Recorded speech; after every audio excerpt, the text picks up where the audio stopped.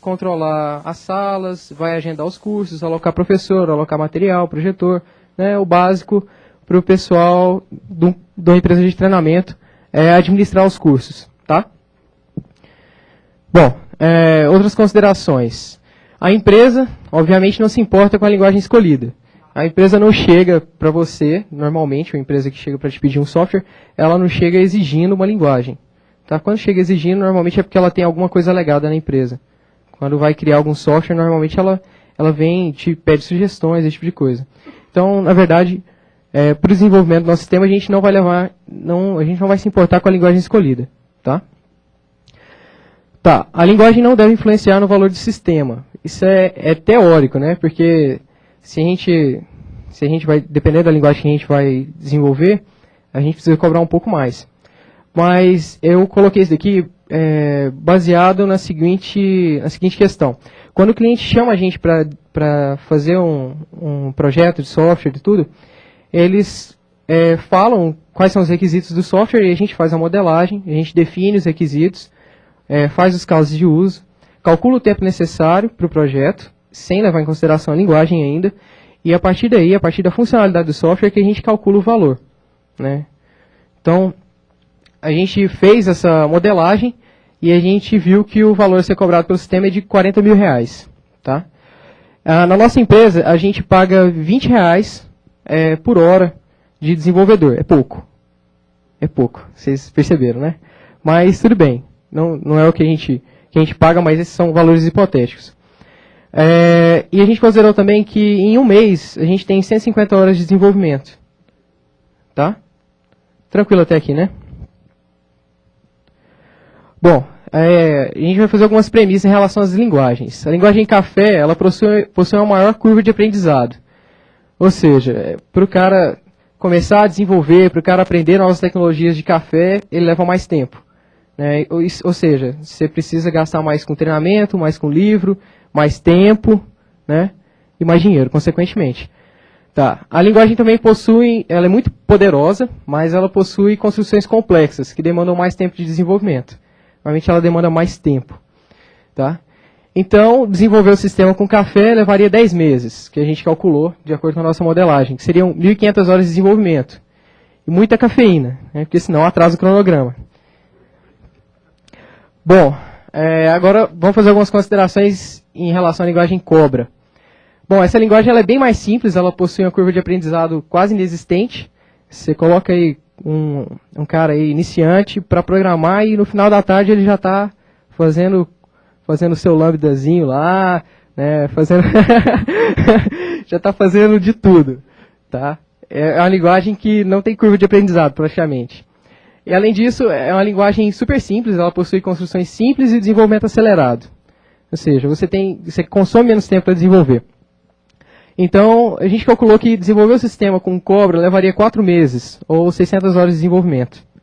Cada mês a gente gasta 150, né? Então, 4 meses para 600 horas.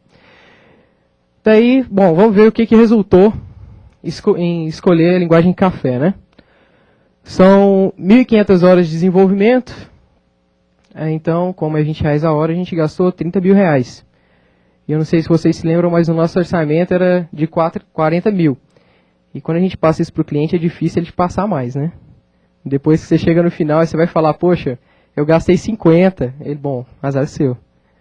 Né?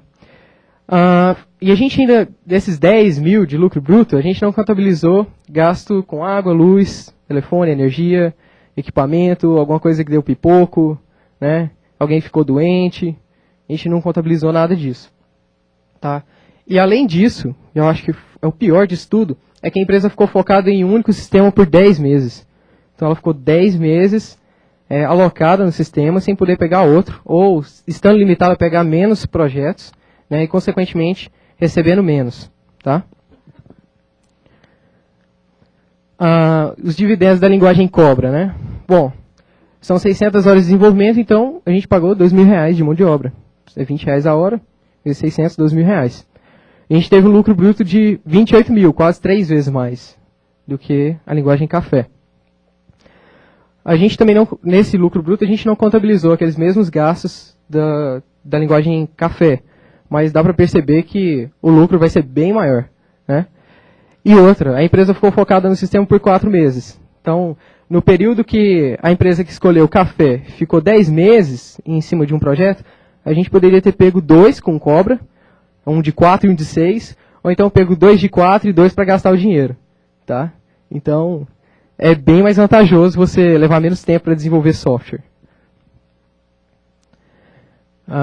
Bom, desenvolvendo em menos tempo, você pode pegar mais projetos, que é o que eu falei, né? Você pode alocar, pegar mais recursos, conseguir mais dinheiro e pegar mais projetos. Você gasta menos com mão de obra, uma vez que você vai gastar menos tempo, você paga por hora, você vai gastar menos mão de obra. Obter um maior lucro e no final do ano sobra dinheiro para comprar um troller. O troller aí está beirando 70 contos, né? Com 12 meses, você pegar 3 projetos desses de 4 meses, você compra um troller, tá? Características desejáveis é uma linguagem para o desenvolvimento rápido, para o desenvolvimento acelerado. Ela precisa ser rápida, essa rapidez é em desenvolvimento. Não pode ser aquela linguagem que toda hora ela te barra, né? Aquela linguagem totalmente punitiva. É aquele negócio, você está desenvolvendo, aí de repente, erro. Aí você volta para o seu código, desenvolve, aí você tenta corrigir o erro, vai testar, erro.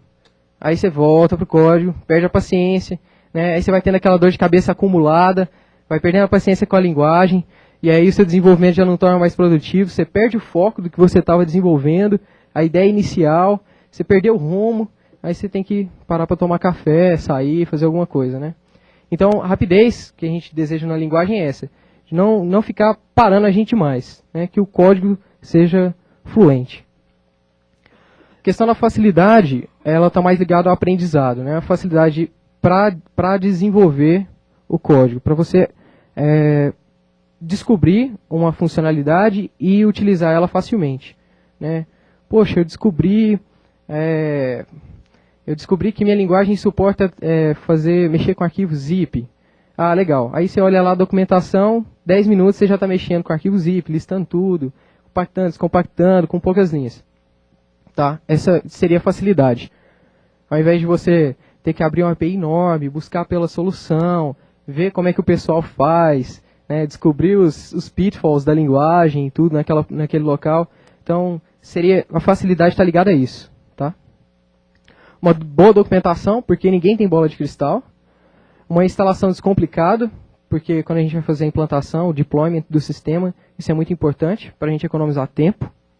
Tá? Precisa de um bom suporte.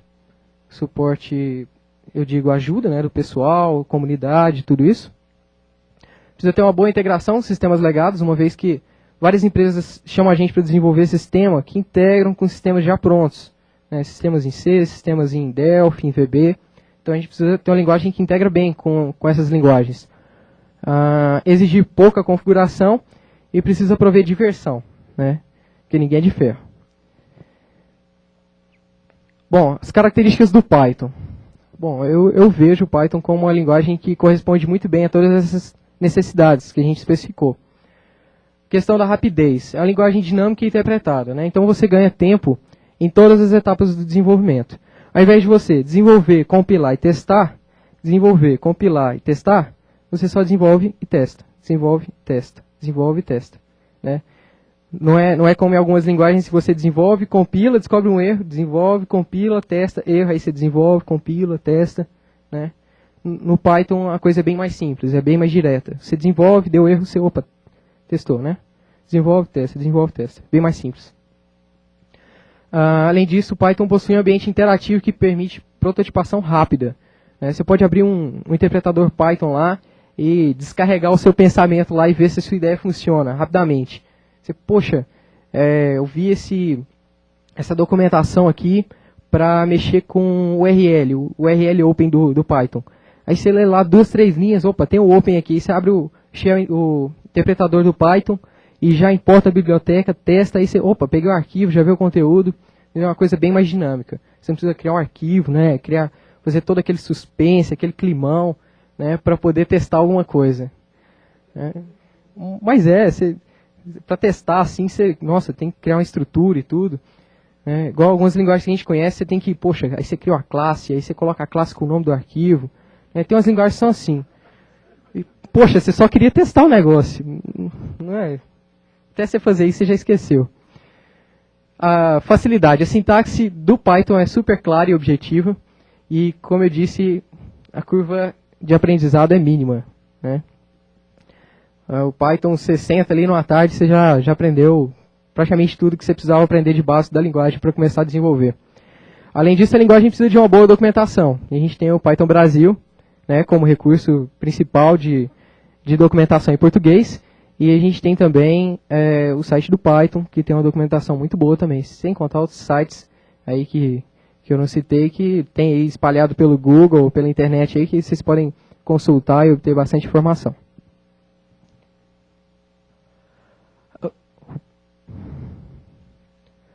Bom, tem uma instalação descomplicada. É difícil você ver alguém que falou que tem problema em instalação do Python, né? Normalmente ele vem por padrão em quase todas as distribuições Linux. O instalador para Windows é 2 cliques, alguns next e finish, né?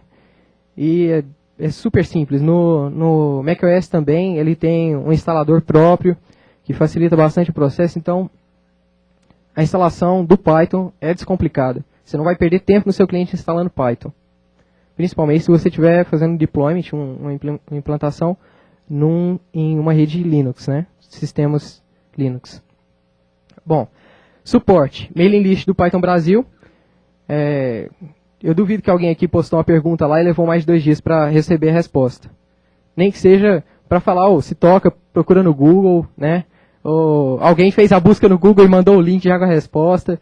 Sempre tem resposta. Então, não é aquele negócio que você vai ficar a ver navios com Python, né? Puxa, eu não sei fazer isso, deu esse problema, e aí você não tem com quem contar. Né?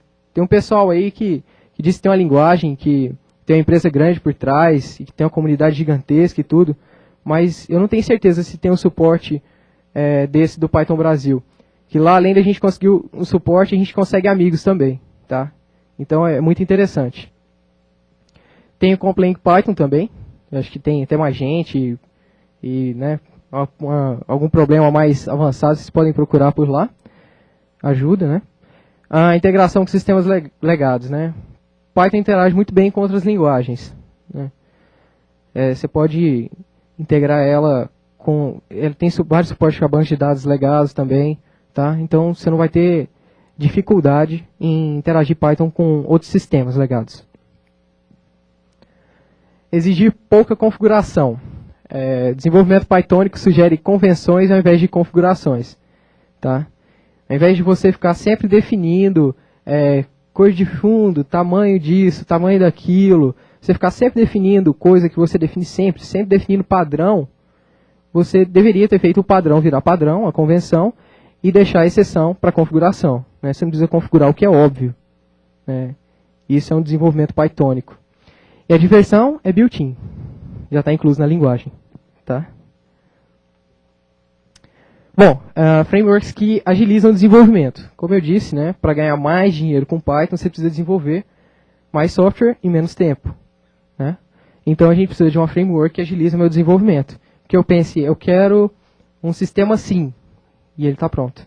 Né? Você diz mais ou menos como você quer, e aí ele já faz ele ficar quase pronto, e aí você adequa o que não é padrão, né, o que é exceção, você adequa, e aí você tem um sistema totalmente funcional. É isso que a gente precisa, de uma framework desse tipo. O que a gente tem disponível? Zope e Plone, né, o componente Plone, que, bom, as características deles são desenvolvimento acelerado, desenvolve realmente muito rápido com o Zope e Plone. Você tem um ótimo suporte inerente à validação de dados, um ótimo suporte à autenticação e autorização. O Zope ele tem um sistema de autenticação, o Zope e o Plone tem um sistema de autenticação Role-Based Access Control, que é autenticação baseada em papéis, que é muito bom. Além disso, tem um sistema de template completo, que é o Zope Page Template. Tem um ótimo suporte à internacionalização, né, para quem for fazer sistemas aí que precisam suportar línguas diferentes.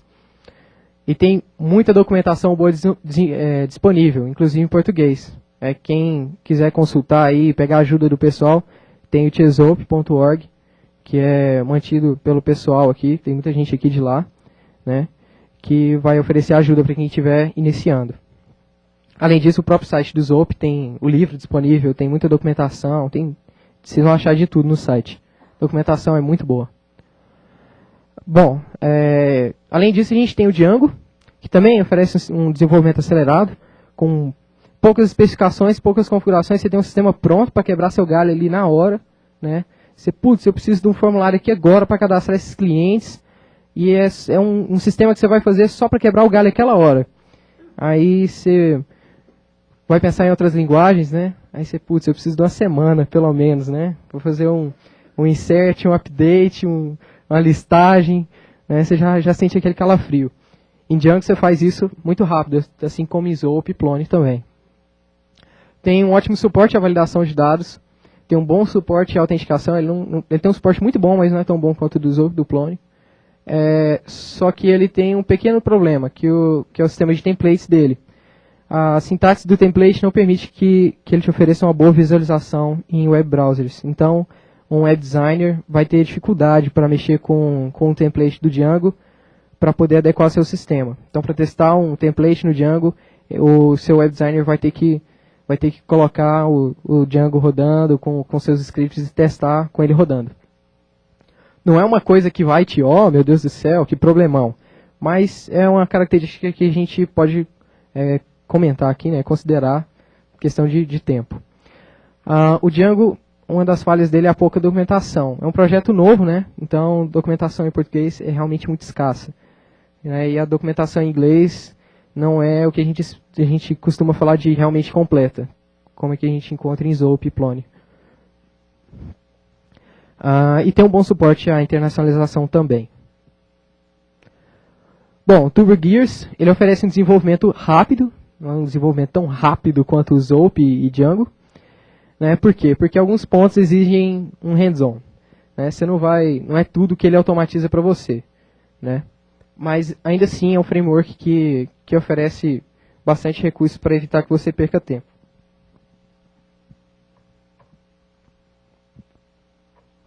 O cabo aqui. Bom, ele também tem um bom suporte à validação de dados. Só que ele falta um bom suporte à autenticação. Ele não tem um suporte à autenticação tão bom quanto o Zope ou o Django. Tá? E o Kit Template também tem o mesmo defeito. Ele não pode ser bem visualizado em browser, simplesmente, para o seu web designer testar. Então você precisa rodar o TurboGears para poder testar o template feito e as modificações realizadas. Tá? Além disso, o TurboGears sofre do mesmo problema do Django. É um projeto novo, né, e não tem muita documentação em português. Né? E a documentação oficial, em inglês e tudo, não é o que a gente realmente espera de uma documentação totalmente completa. Claro, claro.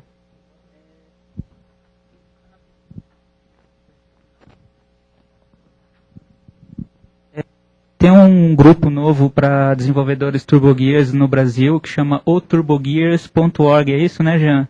Que é um pessoal que está começando a adaptar, portar traduzir a documentação para o português e tem uma lista de discussão e tal, e eles já estão trabalhando aqui há algum tempo. Inclusive, eu acho que foi o próprio Jean que montou o site para eles, com o Plone. E o senhor do TurboGears chegando ali? Senhor Humberto. Então, é só para deixar a notícia, o recado. Isso saiu no Python Brasil, né? O pessoal avisou lá. É muito bom, porque o TurboGears é uma framework que agiliza muito o desenvolvimento. Ela se equipara mais com o Django, né? Mas é bom ver que tem documentação, tem projetos para documentação em português, para ajudar a gente, né? Bom, eu não sei se o SQL Object é exatamente um framework, mas ele tem agilizado muito o desenvolvimento, porque ele evita que a gente precise escrever SQL, né? Ele agiliza muito o desenvolvimento por conta disso. A gente não precisa mais ficar controlando a nossa tabela na mão. Ele já cuida desse processo e de uma forma bem pythônica, digamos assim, né? Orientado a objetos e tudo. Então facilita muito o nosso trabalho. Economiza tempo, então economiza dinheiro. No final das contas a gente ganha mais dinheiro. Bom, eu falei muito de web, né? Mas a gente tem também um framework para desktop, que é o Kiwi. que é uma framework para desenvolvimento de aplicativos PyGTK, né? É totalmente orientado a objetos, possui ótimos recursos de usabilidade e segue o conceito MVC, né? Que é o desenvolvimento em 3 camadas. Então, eu trabalhei bem pouco com Kiwi, eu conheci o pessoal da Sync, faz pouco tempo que eles estavam desenvolvendo e tudo. E eu vi que eles têm especialistas que cuidam da parte de usabilidade, né? Pessoal que cuida mesmo da qualidade do produto. Então é bem interessante analisar o Kiwi quem estiver desenvolvendo aplicativos desktop, tá? Quiser utilizar com Python. Kiwi também economiza o tempo de desenvolvimento, então acaba ganhando mais dinheiro, né? Bom, eu peguei um comparativo que saiu lá na lista. Eu imagino que alguns aqui, ou a maioria, não deva ter visto, ou por conta desse comparativo ter sido em inglês, muitos não tenham entendido ou não tenham conseguido pegar tudo. Então eu peguei os pontos principais do comparativo para vocês poderem mensurar o que é esse ganho de tempo, né? Se tem mesmo essa diferença, eu vou ganhar mais tempo mesmo desenvolvendo em Python, né? É lógico que... Pergunta? É lógico que, em alguns casos, o tempo de desenvolvimento pode se equiparar. Mas eu acredito que, na maioria das vezes, o Python ganha em disparada, tá, de outras linguagens. A gente vai comparar o Java Enterprise Edition com o Zope, TurboGears, Django e Ruby on Rails. Na verdade, né, a gente vai comparar. Quem comparou foi o Sean Kelly, da NASA, e ele trabalha no Laboratório de Propulsão de Jatos da NASA. É isso mesmo. Quem quiser, eu acho que eu vou passar para o Jean depois desses slides, eu acho que vai estar disponível no PyCon. Quem quiser, o link vai estar lá disponível para vocês acessarem. Então, pode acessar também a lista do Python Brasil, que lá vai ter alguma thread lá que tem esse link. Sem contar que se procurar no Google também, acho que vai ser o primeiro resultado. Tá, eu tirei alguns screenshots do vídeo para poder mostrar, tá? Essa é a parte do Java. O Sean Kelly, ele fez um time tracker, que é como se fosse um pequeno registro de hora e duração de tempo. Então, vocês podem ver que é uma página bem michuruca, né? Tem um título, tem uma listagem do que já foi gravado ali em cima, e tem alguns campos e um submit. Né? Não dá nem, até os campos ficam meio desalinhados ali, mas tá aí. Foi uma página feita em Java, tá? Usando Hibernate. Que está fazendo muito sucesso aí nas paradas aí, né?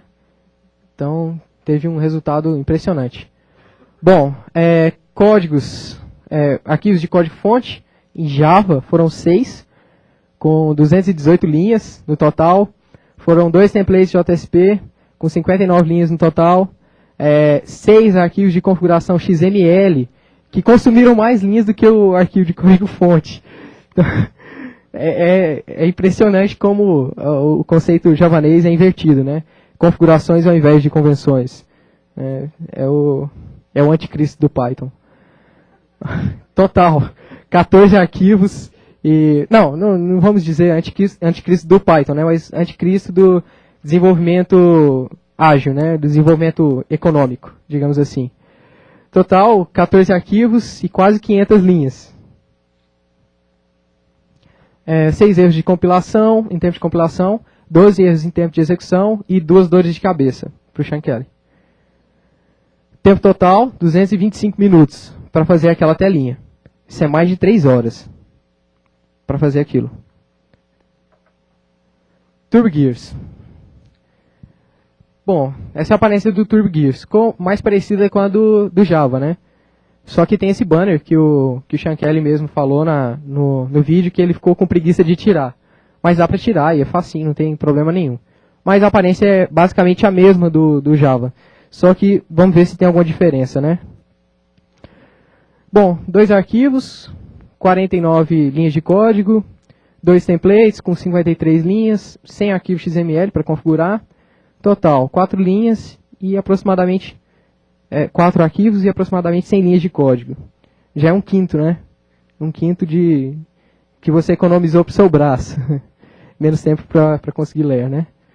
100 erros em tempo de compilação, 14 erros em tempo de execução, nenhuma dor de cabeça. Esses erros em tempo de execução, ele diz que, na verdade, ajudou ele muito mais a entender a framework do que que foram erros mesmo de verdade.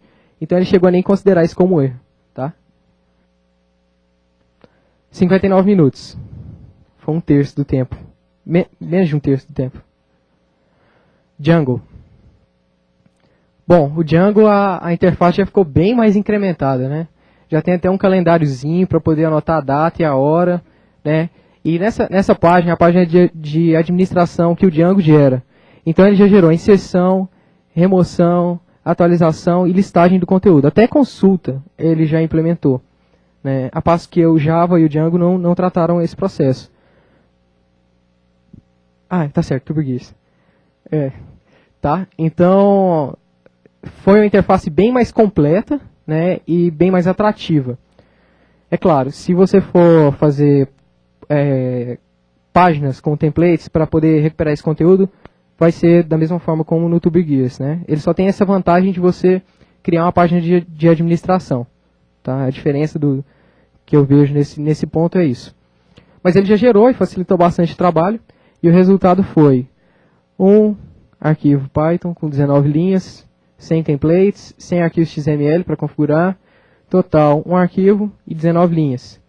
Sem erros em tempo de compilação, sem erros em tempo de execução, sem dores de cabeça, 16 minutos. Já economizou mais de 10 vezes, né, o tempo em relação ao Java. Ruby on Rails, né, esse troço fez muito sucesso. Inclusive eu acho que foi o Ruby on Rails que inspirou o desenvolvimento do Django, né? Então, eu acho que era uma framework que valia a pena ser testada realmente. Eu tive a oportunidade no Fórum Internacional de Software Livre no ano passado de assistir a palestra do criador do Ruby on Rails, e realmente o desenvolvimento chega a ser divertido com Ruby on Rails. Tá? A tela é essa, não tem nenhuma listagem, é basicamente inserção. Tá? 2 arquivos com 6 linhas de código, uma view, que seria como se fosse um template, né, que vai gerar aquele modelo, com 23 linhas, sem arquivo XML de configuração, e no total foram 3 arquivos e 29 linhas. Sem erros em tempo de compilação, um erro em tempo de execução e uma dor de cabeça. Porque ele disse que ele criou um módulo lá que chamava log, que era o mesmo nome de um outro módulo do Django, então deu conflito. Do Ruby on Rails, eu tô viajando a maionese. Na época eu assisti o treinamento do Django lá do Rodolfo. Estou inspirado hoje no Django. Tá? Então, foram 3 minutos. Menos ainda que o Django, né? Tá, e agora a estrela da noite, que é o Zope Plone. Com a interface bem mais requintada, ainda com aquele recurso do calendário que o Django ofereceu, né? Que poderia ter impressionado o pessoal. E mais aquela interface padrãozona do Plone, que você pode trocar o skin, você já tem autenticação, já tem toda a parte de segurança, já tudo embutido para você. E sem contar a parte de internacionalização também. Ficou meio difícil de ver aí pela qualidade do negócio, mas ficou até bonitinha a página. Sem código, sem arquivo de configuração, segundo ele, muita diversão, né? Sem erro em tempo de compilação, sem erro em tempo de execução, sem dor de cabeça e 7 minutos. 7 minutos. Né? Se a gente fosse comparar, se a gente fosse levar em consideração essa proporção para aquela outra conta que a gente fez do cobre e do café, né? A gente teria ganhado bem mais do que 28 mil reais. Tá, vamos fazer um comparativo. O Java consumiu 225 minutos, que foi quase 4 vezes mais do que o TurboGears. Tá? Foi 14 vezes mais tempo do que o Django, e 17 vezes mais tempo do que o Ruby on Rails, e 32 vezes mais tempo do que o Zope Plone. Então, e sem contar as dores de cabeça, né, que são piores do que o tempo gasto. Então a gente vê que realmente a gente tem uma pequena economia de tempo utilizando o Python em relação a uma outra linguagem que está na moda, né? As linguagens que são da moda aí. Então, era basicamente essa mensagem que eu tinha para passar para vocês, né? Que para ganhar mais dinheiro desenvolvendo software, basta desenvolver mais software em menos tempo, independente da linguagem. E eu fiz uma pequena sugestão de qual framework utilizar, de qual linguagem para poder alcançar isso. Tá? Eu queria deixar aberto, eu nem sei quanto tempo tem, mas eu queria deixar aberto aí para deixar aberto aí para perguntas, então.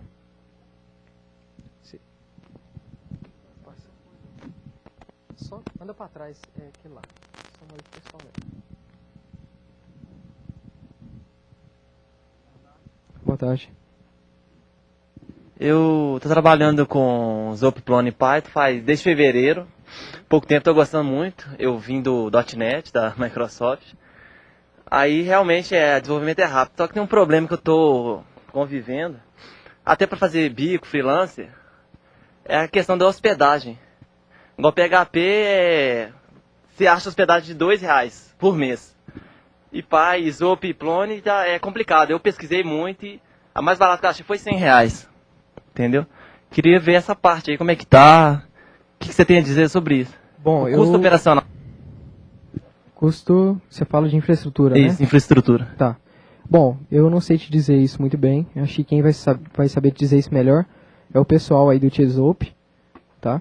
Bom, nenhuma dessas frameworks que eu falei aqui é fácil de você encontrar instalada num servidor.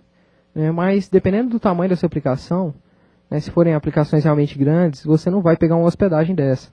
Normalmente você pega um servidor dedicado que você mesmo configura. Aí você coloca num data center aí, ou num provedor qualquer.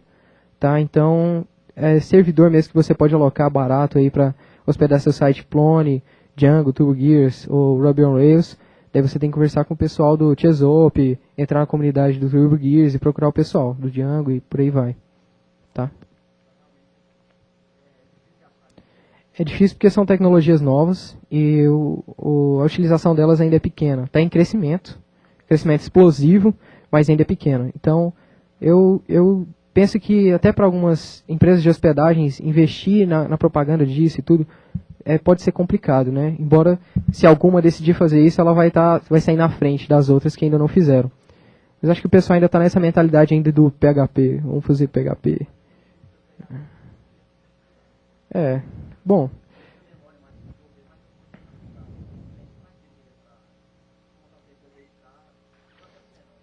Bom, já que você achou esse buraco, essa falha, você pode montar uma empresa e corrigir e entrar nesse ramo que você vai ganhar dinheiro. Oferecer aí hospedagem Zop aí a R$10 por mês, você vai montar um data center. Adriano, tá. O Érico Andrei que está conosco, ele não está na sala, ele está ali fora. Ele, da Simples Consultoria, parece que a Simples vai colocar um hosting agora para projeto Python Zopplone. Já existem vários no país hoje, mas eles, pelo que o Érico estava falando, depois ele pode falar um pouquinho mais para a gente, ou vocês podem tirar essas direto com ele. Parece que ele vai investir assim, para resolver o problema. Ótimo. Já tem um concorrente então. Tá.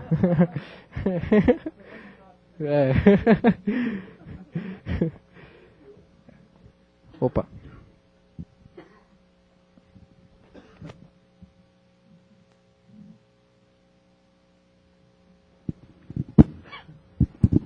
Eu cheguei meio tarde, mas eu estou ali da outra sala. É o seguinte, eu queria, em primeiro lugar, recomendar o vídeo para quem gosta de programação. Recomendar esse vídeo que ele falou aí do carinha da NASA, porque além de ser interessante, é bem engraçado. Então eu queria recomendar para vocês. E quem gosta de Java, talvez não vai gostar muito do vídeo, né? Mas e a outra coisa eu queria só perguntar, por curiosidade, você considera que o KID não pode ser visualizado em browsers e não seria designer friendly, né? Que é baseado em ZPT e tudo. Bom, esse foi o Sean Kelly que disse, né? Foi ele que falou que tem algumas tags do KID que não suporta a visualização. Mas o KID ele tem dois modos, não é? Exatamente. Então ele deve ter usado o outro. Porque ele é basicamente a cria do PHP com ZPT. Então você pode usar ele no estilo PHP, no estilo ZPT, né? Eu acho que talvez seja justamente esse o ponto. O ZPT, ele te força a fazer isso. O KID, ele mistura. Ele tem o estilo ZPT de fazer, mas tu pode inserir tags a estilo HTML, PHP, enfim. Aí... Foi isso que ele quis dizer, né? Bom, tem a possibilidade de você fazer que não é...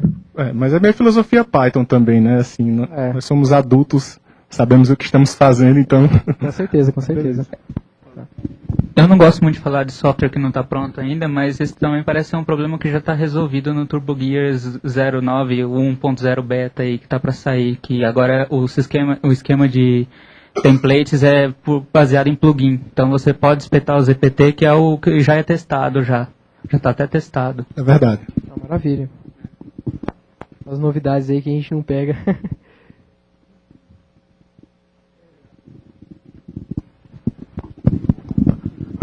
Você falou em a linguagem Python, que estabelece convenção ao invés de configuração, que isso ajuda no desenvolvimento rápido, mas Python, apesar de ser simples de usar, você tem recursos muito complexos. A empresa, quando que vale a pena ela estabelecer restrições nessas convenções, não só de estilo, o que deve fazer no código para facilitar a manutenção depois, mas também o que os desenvolvedores devem usar?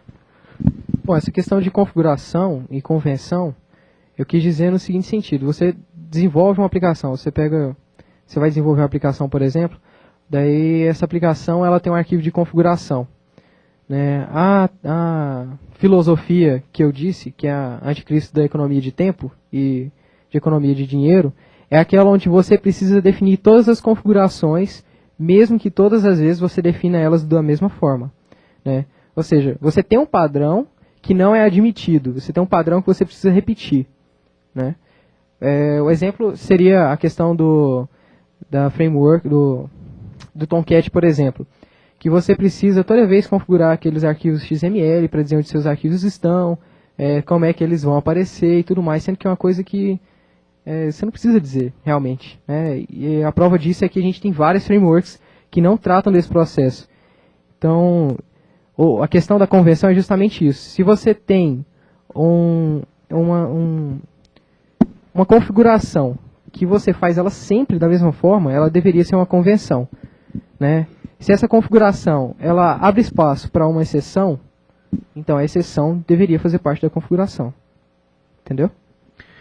Eu acho que uma resposta que está mais próximo do que eu acho que você está procurando é o seguinte: o Python ele é uma linguagem cuja sintaxe básica dela é pequena e restrita. Não tem muito por onde o iniciante fazer muita besteira quando ele começa com o Python, comparado com, por exemplo, com o Perl, que tem uma flexibilidade muito grande logo de cara.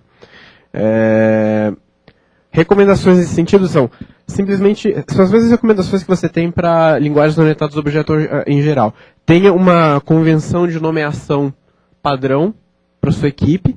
Você segue o PEP8 do Python, já é o suficiente. Aquelas classes começam com maiúscula, métodos começam com minúscula, usa aqui meu cap. Tem uma configuração, uma convenção padrão de codificação. E evite muita herança múltipla, aquelas coisas que são para linguagens orientadas a objeto padrão. Segue o que é padrão para linguagens orientadas a objeto, que em Python você está bem. Para ele parar com esse negócio de metaclasse, né, cara? Você tá falando com o Pedro Werneck, hein, cara? Eu perguntei justamente porque eu comentei com o Senna um tempo atrás, e ele comentou comigo que no Google eles têm proibido usar certos recursos, entendeu?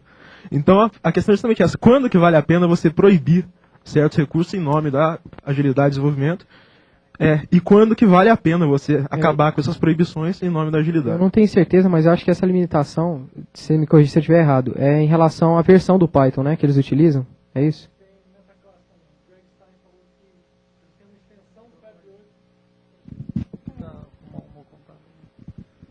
O Greg Stein teve com a gente lá no fórum, no 7º Fórum de Software Livre, e ele teve no nosso encontro, prestigiando o nosso encontro, e uma das coisas que ele colocou é que dentro do Google são usadas várias linguagens, entre elas Java, Python e C++, e que no caso do Python eles têm umas guidelines rígidas, baseadas no PEP8, que foi mencionado, só que extrapolam o PEP8. E uma dessas extrapolações é uma proibição do uso de metaclasses, ou porque poucos entendem, ou talvez porque ninguém entende, exceto, quiçá, o Werneck aqui atrás. Mas, então, de fato ele falou isso. Eu lembro de eu ter pedido para ele liberar para a gente esse PEP8 estendido. Ele falou que ia aparecer no site do Google, no code, google.com, não apareceu ainda. eu estou sem jeito de cobrar, mas eventualmente a gente dá uma cobrada. Como o tempo já está estourado, se ninguém tiver mais nenhum comentário, acho que passo a bola para o Jean e ele tocar a parada. Ok, muito obrigado, Adriano.